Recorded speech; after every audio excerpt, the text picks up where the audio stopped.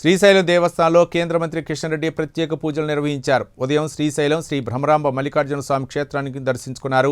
ఆలయ ప్రధాన ద్వారం వద్దకు చేరుకున్న మంత్రికి దేవస్థానం ఈవో ఎం శ్రీనివాసరావు, ఆలయ అర్చకులు పూర్ణ కుంభంతో ఘనస్వాగతం పలికారు.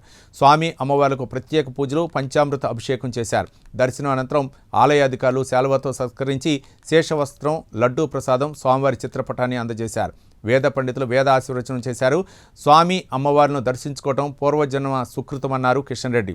క్షేత్ర అభివృద్ధికి కేంద్రం తరపున పూర్తి సహకారం అందిస్తామని ఆయన హామీ ఇచ్చారు.